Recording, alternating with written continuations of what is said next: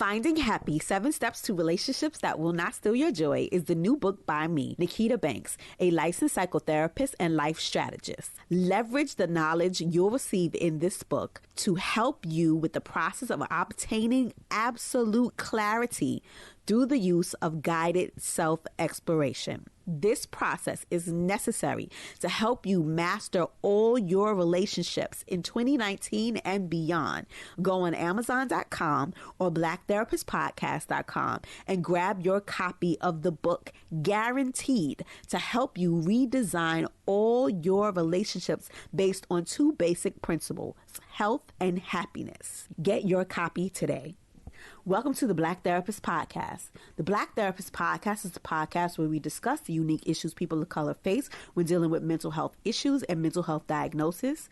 Now, if you are new to our show, I am your host, author, life strategist, and psychotherapist Nikita Banks, in private practice in my hometown of Brooklyn, New York. I am available for both psychotherapy and coaching sessions, and you can find more information about that on my website, nikitabanks.com. You can listen to our podcast everywhere podcasts are found: Apple Podcasts, Google Play, YouTube, SoundCloud, Pippa, Stitcher, iHeartRadio, and BlackTherapistPodcast.com. If you're a mental health advocate or a therapist and you want to buy our podcast merchandise, you can do so by visiting our site. And if you want access to our free mental health tips, free online trainings, discounted selective services, and resources, do so by joining our mailing list by texting Get Happy, all one word, to 66866. If you love the podcast, please like, comment, and share. We love to hear from you. And if you want to send me some feedback, guest suggestions, or simply to say hey, you can contact us at our website, BlackTherapistPodcast.com. Please be mindful that this episode and all of the information that we provide here is just a resource and a tool to help get you started on your mental health journey. If you are feeling any mental health distress or you're having any significant issues, please feel free to reach out to us so that we can find you a mental health provider in your area. Okay, let's go. Hey guys, welcome to another episode of the Black Therapist Podcast. Okay, so I had this whole show planned and an announcement to make, and I was going to bring on one of my good girlfriends, love her to death, and I was going to have her talk about her journey as a social worker, and I got distracted last night, y'all. So let me say this: Happy Mother's Day to all of the mothers out there, to all of those out there suffering their first Mother's Day or their 15th or their 51st Mother's Day without their mothers being in the physical. Happy Mother's Day to the mothers out there who have lost children. Happy Mother's Day to those people who are mothers who no longer have their children in the physical. Ahmaud Arbery, his mom, Sabrina Fulton's, Trayvon Martin's mom. I got to meet his brother at a conference, and just the sweetest thing. And, for a lot of us mothers to have our children out into the world as a tribute and a testament to who we are, our love and our sacrifice, it means a lot. And so last Mother's Day, I got to celebrate Mother's Day with my mom, watching my son graduate from college. And, this year has been tough for a lot of us. There has been a lot of loss. I had to call one of my girlfriends, my son's godmother, and wish her a happy Mother's Day. Her having lost her mother a few months ago, and knowing how difficult that is for her, and having this be her first Mother's Day without her mom, and just having like a full on girlfriend conversation to support her through that today, it meant a lot to me. And it's like literally, I want to say, the only thing that I've done today, this Mother's Day, outside of physically calling my great aunts and my aunts and the people in my life to wish them a happy Mother's Day. I woke up this Mother's Day with a bunch of texts that said Happy Mother's Day for me from people I didn't even expect. And so it just, some of those texts came from people I wasn't even speaking to that ain't spoke to me in years. And so just to know that this pandemic and this time has allowed all of us to be able to look on with appreciation with our families, our friends, and our loved ones, and start to take stock in relationships that we have a little bit differently, and start to look at the legacies that we stand upon, because I stand on the shoulders of, I don't want to get emotional. I stand on the shoulders of, the Lackey women and the Miller women and the Banks women and the Thomas women and, even the Mooney women in my family. And so just knowing that I've gotten not only, some of the things I complain about, my temper, my hair, sometimes I love it, sometimes I don't, my looks, my strength, my bad attitude from them, a fighting spirit. It allows me to not only look on this Mother's Day as something that I treasure, being able to be in that number and being able to be the, amongst the women in my fertile family, to be able to have babies, but also to be able to think about the legacy that I leave as just my womanhood, without actually having to give birth to my nieces and my nephews and the people in my family who I continue to love and nurture, and who continue to love and nurture me, because I am a child of many mothers. And so I want to give a shout out to all of the women who don't have physical babies, or don't have babies in the physical form, or, have loved babies that have come from love, but not actually from your own wombs. And I want to celebrate you today as well. I got a lot of mothers, and it was very sad for me to not be able to be with my own mother this Mother's Day. But it was also sad for me to not be with my old lady. And I didn't even get a chance to call her today because I kind of wasn't feeling good earlier. And so being able to get a chance to finally go outside and leave her some flowers for Mother's Day, because I really try to honor the nurturing that I got from the women who are not my mother. Every year on this show, I shout out my baby mother, which is Cheryl Atwell. She's helped me raise my son, being a single mom, having that. His grandma, Miss Batts, who helped me. She was here. My mother doesn't live in New York, so having his father's mother through good times, through bad times, when her son was speaking to me, when he wasn't, when we were getting along, when he wasn't. So be able to have her be there, and Aunt Shirley to be there to help me raise my son. I just want to at least acknowledge that. That said, that mother-sister energy was fully on display yesterday, and distracted my brain cells from me being able to get that interview. I want to get that interview on with you, hopefully next week, so we could talk to my friend, who's also a hospital social worker, amongst other things, and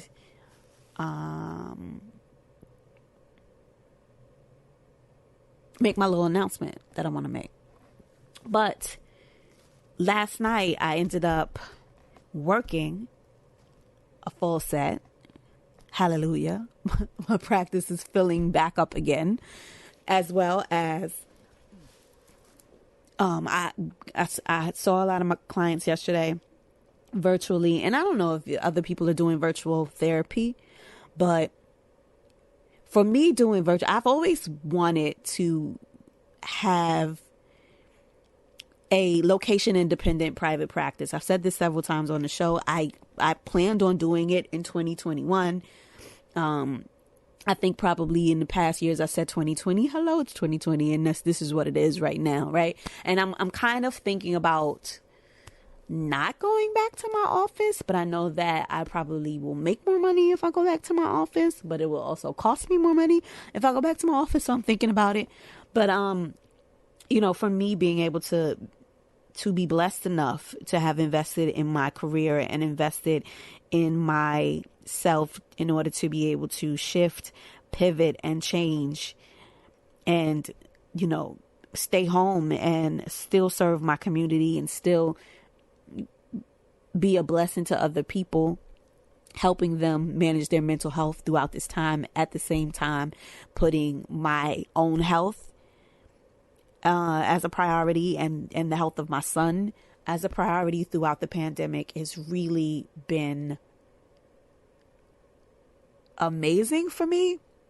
But it's also been like scary for me, because I know the reality of being a Black woman in society and loving, my aunties and my great aunts and everybody as I do, and my uncles, and knowing that they still have to go outside and do the work that they have to do just because, it was the way to feed your families. And so while I am appreciative to be able to sit home and work and have a son who graduated from college, and me having an advanced degree and my own license and my own business and being able to make money, I still feel for the other ones who are like us, like my best friend Tamara, who goes out every day and she's a nurse, and my cousin Sharan Banks, who is a nurse, and these are mothers and they still have to go outside and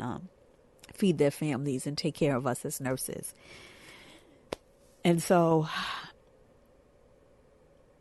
a lot of us are in pain, and a lot of us need healing, and a lot of us need love. And so yesterday I was listening to Verses, which was Erykah Badu and Jill Scott, and just to listen to these two queens talk to each other with such love and reverence, it was just like a blessing to my soul. And I was like, thank God that this is Mother's Day or Mother's Day weekend, and thank God that this is the motherly, loving energy, sisterly support that we're getting. It wasn't a battle. And the fact that they both, if you haven't seen Verses with Erykah Badu and Jill Scott, go on YouTube and replay the show and download it and listen to it, and you will hear these two sisters. The thing that I love the most is that they started out with the same song. And when it started out, they were like, well, one of them was like, well, I'm going to play it. Are you going to play it, or am I going to play it? And I think it was Jill that said, well, you go ahead and play it because I'm going to play it again. So like the fact that they both started this out with a song that one wrote for the other, that the other sung, it was just like, this is what this spirit is about. This is what loving a Black woman and having a Black woman love you feels like. And when Jill Scott told Erykah Badu she was going to rub her feet, please. So if you haven't listened to it, please listen to it. It was soul food that we needed. And so I say all that to say that distracted me yesterday because I saw a full caseload, and I had plans of doing this interview with my friend Roxanne, and it did not happen. And so I'm going to try to bring her back on next week so we can talk about her projects. We could talk about what it's like being a hospital social worker right now, with coronavirus, and talk about my announcement. Okay, so you got to stick around next week for that. But I decided to come on and talk about something very important to me. Everybody's been asking in my own life how I've been managing my finances throughout this time. And I'm going to try to figure out a nice way to say the analogy that I use. I feel like where I am in my life and where I am in my career, I can print money. And I don't say that to be facetious or to be funny. And I don't have a I got t-shirts and stuff that I'm printing over here, but we ain't printing no money for real. I don't need the U.S. Treasury Department coming looking for me, a Secret Service. We're not actually printing money, but I feel like I'm at a position in my career where I've been able to really adapt to the changing environment that is going to happen, and that has already happened with telemental health. I had already been transitioning and utilizing telemental health in my practice, I want to say since the beginning of going into private practice. And the reason that I did that is because a lot of you guys know that I'm licensed in multiple states. And I did that for several different reasons. Number one, I was eligible to gain my LCSW or LSW in New Jersey in 2 years. And I think 3,000 hours, or 2 years and 2,000 hours. Don't quote me. Go Google it. First, as well as I got my LMSW in New Jersey. Well, technically, I wanted to get my LMSW and take my exam early. So this is, if y'all not a social worker, you might not want to listen to all of this, but if you are interested in how your social workers are qualified, you might want to listen. But in New York State, when you graduate with your MSW, which I did in May, you have to, in order to sit for the state licensing exam, which is an LMSW, you have to get your physical degree back. And so for me, it took, I think I got my physical degree back in July. However, in New Jersey, in order to sit for your licensing exam, you have to just have completed or be in the middle of your senior term, which means that if the senior term started in January of the year that I graduated, I would have been able to sit for my exam instead of May. And it didn't make sense for me to start looking for a job with my MSW if my intention was to have my LMSW by the time that I graduated. Because within the space of 2 months, I may have taken a job, I may have gotten a salary offer, and it may have been a $10,000 to $20,000 difference. So it only made sense for me to graduate from college and have my LMSW, have my licensing exam sat for, to have sat for and passed my licensing exam prior to being able to get a job. So this way, I could have taken my test anywhere from January to May when I graduated, right? And I could have looked for employment at that time. And I could have told them, I have already taken the exam for my LSW in New Jersey, and I'm eligible to switch that over in New York once I graduated. So for me, looking for jobs, it only made sense for me to have my license prior to looking for a job, rather than saying, oh, well, I'm going to get this job as an MSW, but I'll have my license in 2 months. And who's going to hire me and pay me the higher rate if I don't have what was qualified for? And who's going to hire me and then in 2 months give me a raise? So I said, I'm going to go in with what I needed. So I had already had a license in New Jersey because of that. Right. And it was only $70 for me to take that extra step. Right. But that's how they get you again, because it's more than $70. But it was only $70 for me to be able to sit for my exam. So I passed my exam the first time. And what it actually ended up happening is, because New Jersey takes so long with the actual paperwork, I got my New York license maybe like 3 weeks before I got my New Jersey license, but I had already passed the exam. So every job that I had gone for after that, I at least let them know, well, here, I sat for my exam. My license is pending. Everything has been submitted, but here's my application numbers. So if they was going to pay me, they was going to pay me more from the gate. And that's what I like. I don't want no IOU when it comes to my money. Okay. So that's what ended up happening. But because I was already licensed as an LSW, is that what it is? Yeah, a LSW, which is also the equivalent of an LMSW in New York. I was able to sit for my LCXW exam a year earlier than I was able to qualify for it in New York City. And so I've been licensed in New York. I'm licensed in New Jersey. I'm licensed in Georgia because one of my business partners needed me to have a license in New Jersey for some of the projects that we were doing. And I have, Georgia is the Black Mecca. And so it only makes sense that if there are more Black people that are down there, there are more Black professionals that have disposable income, that I be licensed where the money is.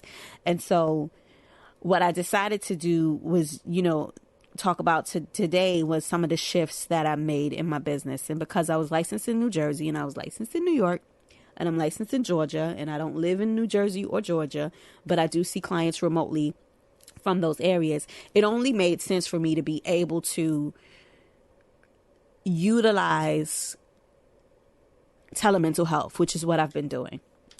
And so for those social workers who are out there who are dealing with everything that we're dealing with COVID, who are, maybe dealing with their practices not being full, who are actually still paying for their offices and are wondering whether or not they want to go back to private practice in person, it's really a great time for us to start to think about other ways that we could start to shift and pivot to be able to make the shortfalls in our income. Now, I'll be the first one to tell you that for the first month, it's May now. I've been in the house for 2 months now. I go outside to the grocery store. That's just about it. But I've been working from home. My son has been working from home. So we've been really blessed in those areas. But for me to be able to be in a situation where I can do those things, I had to be mentally sound.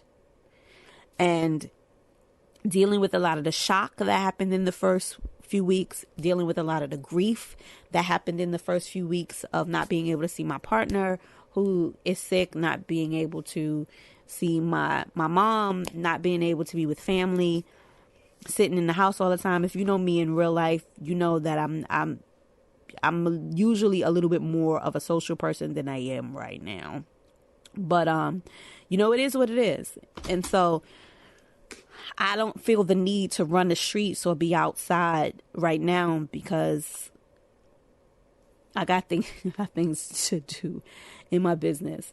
And so just a few revenue generating ideas that I figured that would give some of the social workers that are out there, if you have gotten over the initial shock. Because, for me, I wasn't even really worried about making the kind of money that I usually make. I really wasn't even worried about, I wasn't really even worried about being able to pay my bills or pay any of the things that needed to be paid, because I don't have a problem. And it's no shame in my game for me to be late on some stuff. So that really wasn't a thing for me. But just knowing that I had a time and a chance to be able to move some things around so that my bills were paid and that I had a cushion and a savings was really imperative for me. So I have 2 wonderful friends who I get to call on and talk to about financial stuff, financial literacy and help. One of them is Tanya Repley, a Flash, because I joke with her because I knew her husband first, and I'm like, I upgraded to the wife. So Tanya has a blog, she has a coaching program, and she also has a website called My Fab Finance. And so if you are looking for money making tips, if you were looking for ways to start to shift your finances in terms of like budgeting and figuring out ways to make money moves that make sense in this instance with the pandemic, she's a good place to start. She's on Instagram. She's on the internet. I'm going to Google her just to make sure that I give you her actual, look at this, her actual website. I be on her site so much that she just comes right on up. But her name is Tanya, Tony Rapley, Rapley. Okay. And you can go on her website and be able to get some information there. My other good girlfriend, her name is Tiffany Aliche, the Budgetnista, and you've heard me talk about her before. Tiffany and I have supported each other personally. She's supported me professionally. I didn't even know Tiffany, and I decided that I was going to do this thing at NYU, and she just showed up. She showed up and she showed out. And so she's an international speaker. They both are. But you've probably seen Tanya on the cover of Black Enterprise and seen Tiffany on the cover of everything. But Tiffany can help you get your finances in order. And because I have these two women who are Black women, but they are financial coaches, and they both have these wonderful financial spaces that I have access to. I have both of their books. Tanya actually helped name my book, and she encourages me so much with a lot of different things that I have going on in my life. These are two women that are cheerleaders to me, and I want to share that sisterly Erykah Badu love. So I'm telling you, if you are a social worker or not a social worker, you are listening and you are trying to get your money together to help you through this pandemic, these are two resources that you can definitely rely on, as I rely on them. Okay.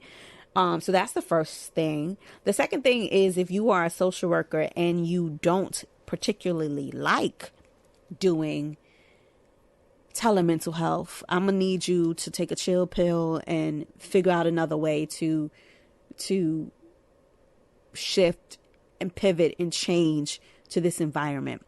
There is a therapist who does exclusive telemental health support, and his name is Mr. Michael Jones. I want to get Michael Jones on. I've been promising to call Michael Jones for a week. Michael Jones, don't kill me. I know you found out that I was looking for you, but he has a wonderful online group that provides support for clinicians who are giving telemental health support. Also, PESI, PESI, gave a free $400 course to assist us in taking mental health or telemental health training so that we will all be ready for that. So that's another thing. I've heard a lot of people say that telemental health is draining, which I agree.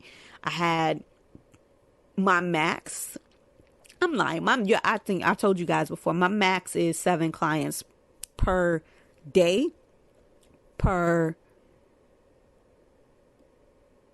total, because you guys know usually I have my business, and then I have a consultation business that I do, as well as a coaching business. So I don't want to talk to any more than 7 people a day, period. I'm going back to doing groups in a minute. So that's another way that I'm going to be able to navigate making the money that I need to make. But we all know, right? If we're trading our services for hours, we're going to hit a ceiling, right? If I only want to see 5 clients a day at a rate of, $120 a day, I may hit my ceiling with some of them. And that's not to say that's what all of my clients pay. You know what I mean? Some of them pay a little bit. Some of them pay all of that. Some of them pay less. And so having the flexibility to be able to see the amount of clients that I have been able to see right now has been nice. And I don't know. I mean, it is draining doing therapy from home. I don't like not being able to have a clear boundary for me. I'm at work. When I'm at work, I don't know, there's something that happens when I'm on. I feel like I'm competent, and I'm going out in the world, and I'm going into my office, and I'm turning the key. I'm just in my house, in my bathrobe, in my in my, what is this? My ho sweatpants with a t-shirt on. I tried to put on a shirt yesterday. Like, I had a full schedule, and I had this beautiful shirt hanging up in my bedroom that is brand new that I haven't worn yet. And I was like, God, I want to throw on this shirt. I put on that shirt, baby. I felt so uncomfortable sitting up in that shirt. And I was like, now when the weather gets here, I'm gonna have to actually dress, even if I'm sitting in my bedroom. I have a chair that I sit in, and if you've ever seen me like online, it's white and it looks like a little throne, but it's shaped like a heart on the back of it. And I swear to God, I ordered some fabric to reupholster it, because I wore a hole in this chair from sitting in it every single day for the past 2 months. And I can't tell you how long I've had this. I've lived in where I live at now for 5 years. I don't sit in this chair every day. This chair has never had this much wear and tear on it, only just because I've been doing therapy from it for the past 2 months. And so another way that I've been able to kind of navigate through all of that and rebuild up my practice is to utilize marketing tools. So you guys know I am a beast on social media. I am not a super beast, because I don't have as many followers as I would like to have. But I also don't spend a lot of time on social media. If you've ever DM'd me, it is me. I respond to you. I don't have a social media marketing person. I am my social media marketing person. As of now, I haven't had any Facebook ads or Instagram ads. I haven't paid for any traffic. It's just literally me doing all of the liking and the talking. If you DM me, if you send me an email, if you sent me a screenshot, if you sent me anything, that's me responding right now. I do have an intern from Colombia. She's on break right now, but I haven't seen her in person in a while. I kind of miss her little face. I did what I saw on the Zoom. But besides seeing her on Zoom, like, I haven't seen her in the office. And so, actually, you know what? She want to work through her break. I might let her work for us through her break. But other than that, it's usually just me doing everything. There is no paid traffic yet. There will be soon. And so I implore you guys to start utilizing your social media a little bit more, to start to cultivate some of the clients that you want. So many of y'all, hello, DM me and say, oh my gosh, I'm trying to get some people to follow me. Can you please repost my content? Can you please repost my stories? Can you promote me on your page? I don't have a problem doing that. And I also don't have a problem with giving people advice on how to do that. If you want me to promote your content, you have to have content that looks like it belongs on my page. So the easiest way to have me repost something that you post is to post content that use my colors, cheat codes. Hello. Listen to my show. Submit a guest request to come on my show. Send me content that you think I might be interested in. Okay? I'm telling you how I can repost your stuff. Send me stuff that looks like I would like it. Repost my show. Maybe get a snippet of the show, of something that I said that you thought was profound. Maybe make a quick video of you listening to the show. I don't know. But you have to help me help you. I don't just repost stuff on my page, because after a while it just kind of looks junky. And my page is planned out and it's aesthetically pleasing.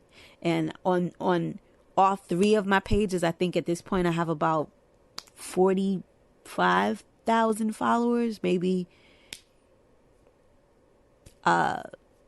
more. At this point, the show, hello, we have had over 200,000 downloads of the podcast. There is no paid traffic. I have not paid for a damn thing, not a Facebook ad, not an Instagram ad. So there is an opportunity for you to work with me and you to advertise on the platform that I have built and allow you to have that space, but you got to make it make sense for me. Quiet is kept. Behind the scenes, I have sent people my free marketing materials. Now, that's not completely true. I have sent people materials for them to be able to pass their LCSW exams, to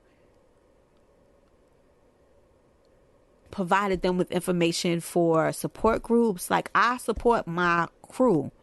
I need as many of us clinicians of colors out there to succeed and to win. But you got to tell me in a way that it makes sense for me to share your content with my audience and to share your voice with my audience, because I don't have a problem doing that. More therapists is better than less therapists.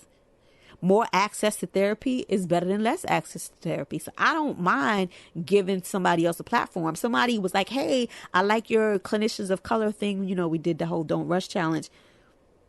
I said, she's like, I need to be in on this. I said, send me your video. I will edit you in. I'll put you in. Repost it and tag me. So you just got to make it make sense for me. But utilizing your social media, your websites, your the groups that you are in to be able to support your practice and get your name out there is very important. And look at my content. Look at some of the other contents that are out there. Start that podcast.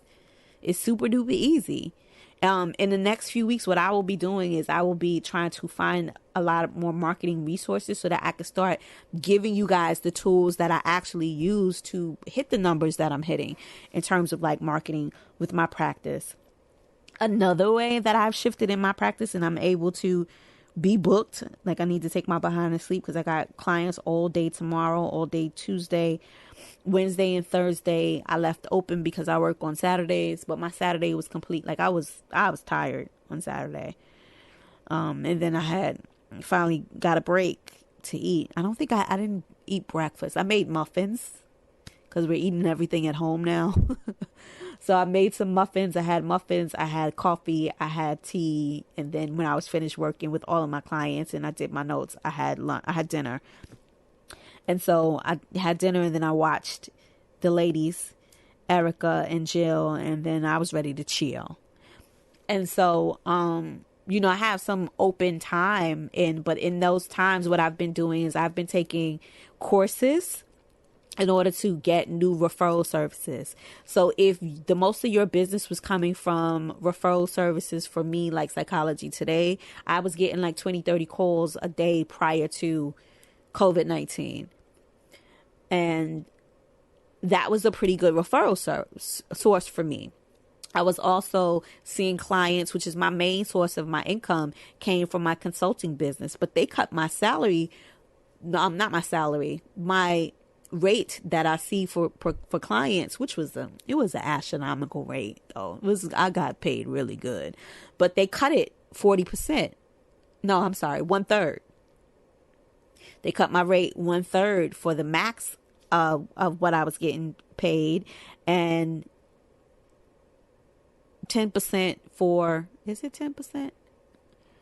20% for what I was getting for the low end of what I was getting paid.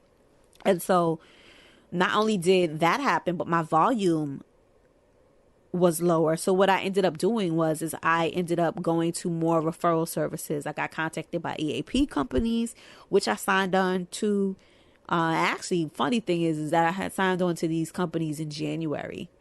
So I was able to pick up more EAP clients as my private practice referral services like Psychology Today, or like my, my paid traffic and stuff had died down, as the clients that I saw regularly in my private practice had died down. This is New York, we're hardest hit. New Jersey, we're hardest hit. They're going to need me in a few months. Right now, the immediate need for most people is just to be able to get through their day to day. And sometimes people are thinking about the therapist during that time. Sometimes they aren't.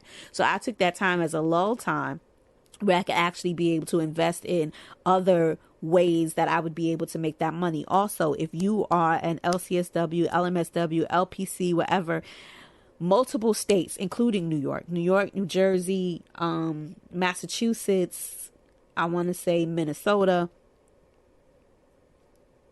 multiple states, DC, they were giving out temporary mental health licenses. And so what you can be doing right now is applying for those temporary mental health licenses and moving your practice into an area where there are not enough Black therapists. I think I saw like Colorado. I saw Utah. I'm snatching up that Utah. I'm applying for that so that I can start marketing my clients or marketing my services to Black people in Utah who is looking for a Black therapist. And so that's another way that you'd be able to start to supplement your income and bring in more clients. I know how to do Facebook ads, but again, I said I haven't, but I'm not above doing a Facebook ad in my locations to be able to market my practice. And I know exactly how to target them, and I know exactly how to get them, and I know exactly how to find them because I've taken some courses. If you are looking for good courses to learn that, I'll have one soon. I'm gonna have one soon, and I can be able to coach you through those things. But Abu Falana, it's so weird because I met Abu Fofana. Abu, I love you. You know I'm gonna mess this up. I met Abu actually because Abu was or is Tanya's social media person. Tanya Rapley, I just talked about her a minute ago. He has a wonderful program that you can buy into and learn how to use Facebook and Instagram ads in order to grow your business. Who else?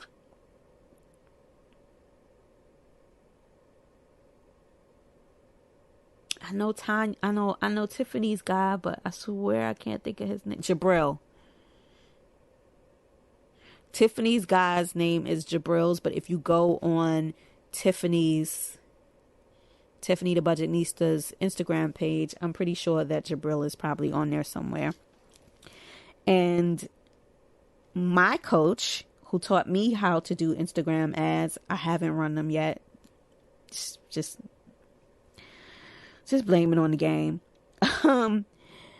His name is... Give me one moment. I gotta Google.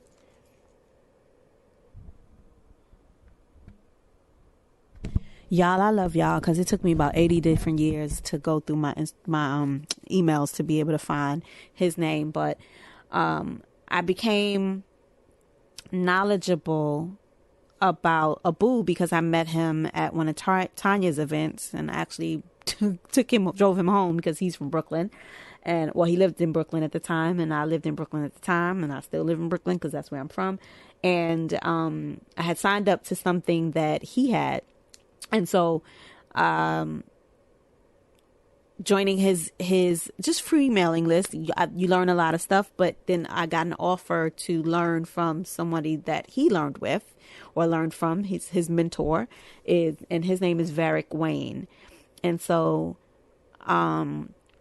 I learned a lot of information from Varick. Varick's program had a lot of different people in it that I loved and respected in the industry. And these are, I'm very immersed in marketing, and I'm very immersed in trends. And so I was definitely able to learn a lot of different things from him. And then what ended up happening is that I actually paid for an actual coaching call with him, and so he actually walked me through the things that were profitable in my business, which was really, really helpful. This was a few years ago, but I've implemented some of those things. Some of the things I'm still going to implement. But this is another thing that you can do, and another person that you can follow right now to be able to gain this knowledge to be able to shift and pivot in your business. Also, sell a product. You guys know that I have my t-shirts, I have our hoodies, there's my book. Those are things that I'm going to be marketing a lot more of. Just haven't done it because I haven't gotten around to it, but I have gained the knowledge. I do have the confidence to be able to do a little bit more. And for me, it was just like, you know what, let me manage exactly what I need to manage while I need to manage it. And so, for those of us who have, like me, have spent 18 years going to school. That seems like a long time, but 12 years of school, and I went to school when I was 4, but with 12 years of school, 4 years of undergrad, 2 years of graduate school, which was really a year and a half for me, but I did a whole thing, year and a half, but 4 semesters, countless years and hours of postgraduate work and licensure and all of that stuff. We don't do all of that to just serve our clients. Of course, that is our main goal. My main goal was to be the kind of therapist that I wanted to have, but I also didn't want to be impoverished doing it. I also don't want to be on welfare doing it. Been there, done that, got a t-shirt. And so, for those of us who do want to be of service and in the service industry, and we want to be able to sell our services and be able to support our families at the same time, we do have to make these changes. So if you, like I, have a couple talents, you guys know I built all of my websites, I do all of my graphics, I manage my social media, and I've been able to build it as far as I can. I will be doing my Facebook ads and those kinds of things. I am a wicked genius. I don't say that lightly, and I don't say that like with hubris. We lost Little Richard last night, and I was watching a thing about Little Richard today where he talked about how he basically single-handedly invented rock and roll, and then watched, the others, white people, steal it because they did not want to see a black man gyrating from Macon, Georgia. They looked at him as if he was a threat, unless he had on a makeup and wig and all his other things. That's not what I'm saying. That's what he said in the interview. And so the only thing that I listened to when I heard him talk about it was a quote that my therapist used. And he says to me all the time, "Nikki, it ain't bullshit if you can back it up." And so I, like my dad, like my son, my son is mad obnoxious about it, but my dad, like my son, even my sister, in a lot of ways, we are savants when it comes to putting puzzles together. And so being able to print money and being able to plug holes in multiple people's businesses, I do it with my clients every day in normal therapy sessions. But for therapists and for coaches, I really, really know what I'm talking about. And so being able to utilize that as a skill in my business is also something that's been able to make me some extra coin. So I'm not over here eating pinto beans and hot dogs. Although I do like a good hot dog every now and again. I'm a Nathan's kind of girl from Brooklyn. So, utilize any of these ideas that I'm giving you today to be able to expound on and build on your practice. If you need help from me, reach out to me. I do have some coaching programs. There are a lot of things that now that I have more time in the house, I don't have to waste my time on my commute to my office, although I do need to go to my office this week to pick up some checks. Reach out to me because I am a resource for therapists. I am a resource for people in business as well. I've said this on the podcast. I can't even tell you how many episodes, where my son's dad called me I'm a wealth of useless information, is what he said. However, when I sat with his brother and we watched a game show, his brother was like, "Oh, I'll take her on any game show because she's mad smart." So sometimes you don't know the value of your knowledge until you get placed in the right situation. And so I'm really, really, really good at this business and marketing stuff and being able to shift and pivot on different ideas. Every single thing that you see that I do, I design. And it's not just because I don't have the money to hire out other people to do it. I just don't want to waste my time on hiring people to do things and I don't get things done the way that I like. And I also want to be able to build my websites when I feel like it, and update my photos when I feel like it, and change my text when I feel like it, and use marketing strategies that I know, and be able to change my copy and write my headlines and all of these things. Sometimes it makes me a little bit crazy, but I'm a Libra and it's just I'm about that life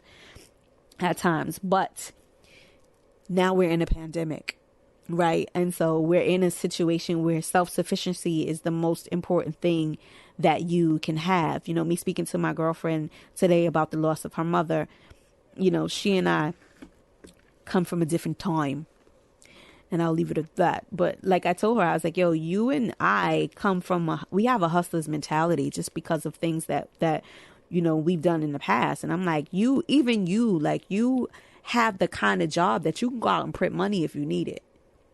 And she was like, girl, I ain't been to work since February. And I was like, I know already.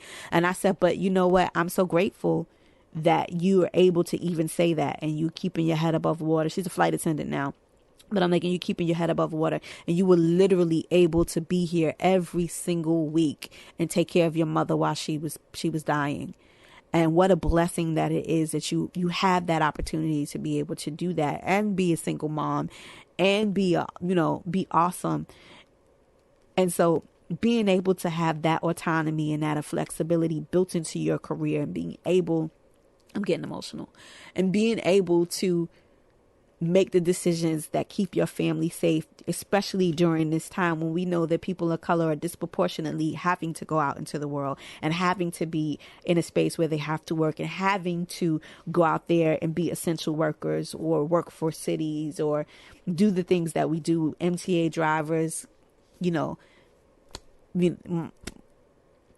my friends and families who work in retail management and upper management in that level and stuff, and just happen to be able to go outside and do the things that you do because you need to do it.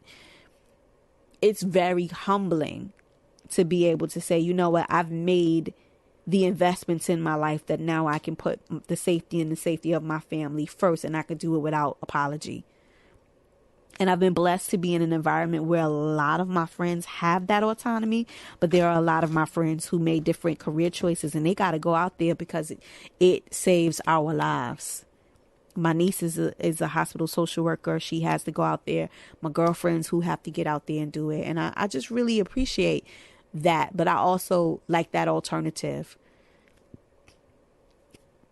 And so if I can be a part of anybody's listening's journey to get you to that point, I want you to do that. And my last tip, if you are a recent graduate from college, if you are a person out there listening to the sound of my voice with your MSW, if you are a person out there with listening to the sound of my voice with an LMSW, I want you to get your C license. Get your clinical hours any way that you can. Get your clinical license any way that you can, because the difference in salary for me is ridiculous. And my ability to make money from when I have my MSW to my LMSW to my CSW is crazy. And my therapist, I call him like my mentor now, but my therapist made a joke when I got my LCSW, and he said, Nikki, that C stands for cash. And so I'm very grateful that I had people in my life who inspired me to continue to go on. It doesn't matter if you feel like you don't need to have your clinical license. It doesn't matter if you feel like you're never going to work in a clinical setting. It doesn't matter if you feel like, whatever, if you live in a state like New York, 3 years are going to pass anyway. 5 years are going to pass anyway. 6 years are going to pass anyway. I'm eligible this year, and it seems like crazy for me to say, but I'm eligible this year for the highest license that New York State offers, all because I've been doing this work for 6 years. And there are people who've been in the game who are colleagues and friends of mine and who they don't have the license after 20 years in the business, after 10 years in the business, after 15 years in the business. And just being able to say, you know what, I need to make some extra money on the side by seeing some patients or opening my private practice or opening my clinical practice or being able to be the director of something or the head of the other thing. And just because you have that piece of paper is everything. So get it and don't need it, rather needing it and don't have it. That's the motto my mother has always told me. You get it, and if you don't need it and have it, don't wait till you need to have it and you don't have it. That's still why I have a hair license to this day. I got my license to do cosmetology in high school, and I still have it to this day, only because my mother was like, you earned it, it is yours, you keep it. And she paid on it for 10 whole years.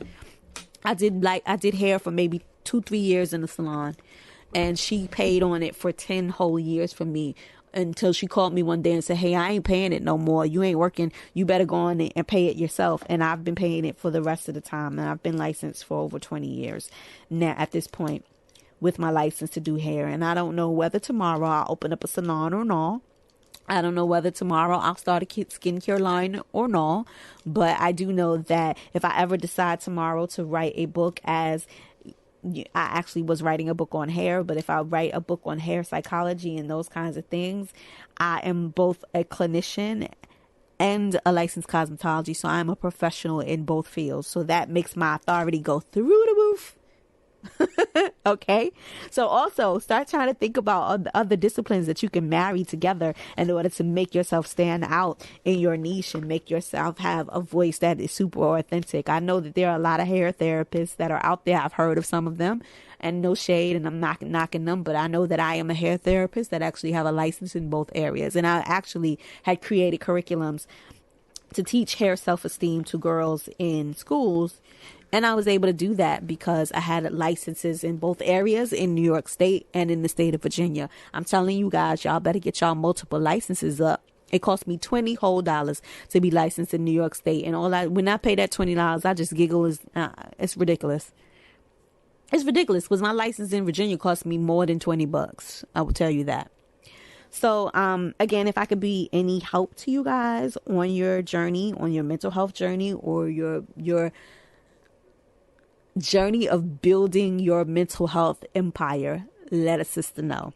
Okay. And if you need my test resources for taking your social work exam, y'all make sure to hit me in my DM or shoot me a email at blacktherapistpodcast@gmail.com or in Banks at Nikita, Nikita Banks.com, and I will try to send out the email once a month, or send out the email when I get a chance, or sign up to my mailing list and say, hey girl, I need them testing resources. I want to pass my LMSW. Now, I took the test a few years ago, so my resources may be a little bit old. I'm just let y'all know right now, but all of the theories and the stuff that's in there, that should help you get to where you need to be. Okay. And it doesn't cost me anything to send out an email, and it doesn't cost me anything to help support you guys who support me. Okay. I hope this show has been a blessing. I hope that you have been a blessing, and I want to publicly shout out my mama. And I'm not going to get emotional. She's going to be mad at me because, of course, as every other year, I forgot to mail my Mother's Day card, but she asked me to send her some hand sanitizer and some stuff, and she knows, as I know, I'm not going outside until Wednesday, because Wednesday is the only day that I have time to be outside at 8 o'clock in the morning. And I sent cash. So, I think we take for granted the super women that we have in our lives. I know for damn sure my son takes me for granted. But it is the times like now where you understand the lessons and the blessings that you have been given by the people who are in your life, and they are blessings to you. And my grandmother was a strong mother who loved and nurtured my mother, who was a teenage mother, and she was able to give my mother the love and support that she needed. And I never I have always taken for granted the fact that I have been privileged in a lot of ways. I think when you grow up like I grew up, you think of all of the things that you miss and the things that you don't have. And, you know, we went through some rough times, but I've always had my own room. I've always been able to be myself. I've always been affirmed. I mean, she told me shut up 1,000 times, and I got my hiney beat sometimes. But I probably should have I should have gotten beaten a lot more than I did. Spanked, beaten, call it whatever you want. But my mother is tougher than most men that I know. But she is a lady. And because of the teaching and the nurturing that my mother has given me, I can create damn near anything that I can put my hands on. If you give me 7 days to learn something, I'm going to do it. And if you give me, you know, maximum of 14 days uninterrupted, if I'm confused about something, I'm going to get it done. And so being in my house and being able to bake from scratch and being able to do my own hair and have my nails look like I got a nail girl up in here. Personal nail technician. I'm very grateful and very blessed to be able to make the decisions that I've been able to make my family and keep my family safe throughout this time. But my mother really instilled in me having your own, the value of having your own stuff, and the value of investing in your education, and the value of raising your child up in the way that you want them to go, and being able to. My mother don't buy a lot of stuff, but the stuff that she does buy is like a crock pot, or she'll buy she bought my serger. A serger is a sewing machine, so I've been able to make masks for me and my family.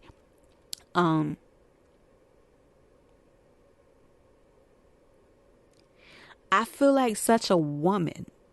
And that's a weird thing to say in your 40s. But when you are at a place in your life where you have to be completely self-sufficient on your own and self-reliant on just your own merits and the smarts that you have and your survival skills, like, I am so prepared for this pandemic because my mother raised me in a way that I was going to not only survive but thrive. I got 2 and 3 and 8 of everything. I had an N95 mask that I bought 8 months ago. Don't ask me why. But I'm my mother's child.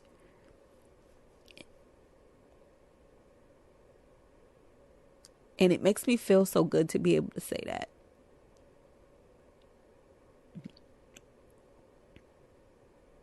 And allows me to feel so blessed to be able to add that to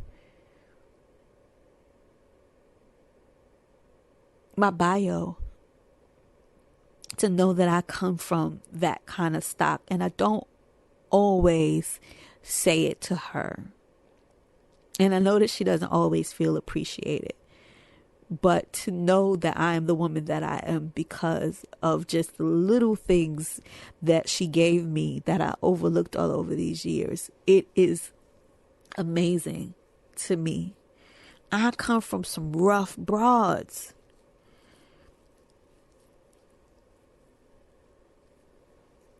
But when you have their love and their support and their backing and their tutelage, you have everything. And so once again, I want to acknowledge the mothers out there, acknowledge the women out there who pour into our communities and our children and our babies and our men and our women and our friendships. You guys know I lost my aunt last year.